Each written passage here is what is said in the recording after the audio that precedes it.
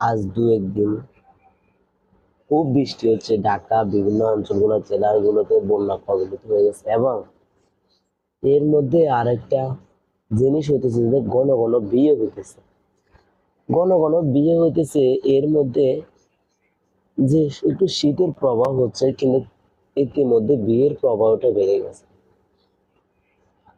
কালকে একটি ভিডিওতে দেখছিলাম নাকি যে শহীদুল্লাহ হলে নাকি দুলারা সেজে বসে আছে, কি কন্যা নাই। কন্যা নাই কিন্তু বিয়ে করতে চায় তারা।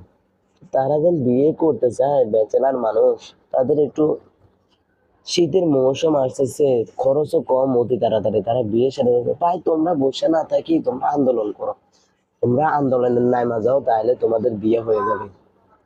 আমার কথা শোনো ভাই, তোমরা সবাই আন্দোলনে নাইমা যাও, আন্দোলনে আমরা কন্যা চাই, কন্যা চাই, আমরা বিয়ে করতে চাই। শীতের মৌসুম চলে আসছে।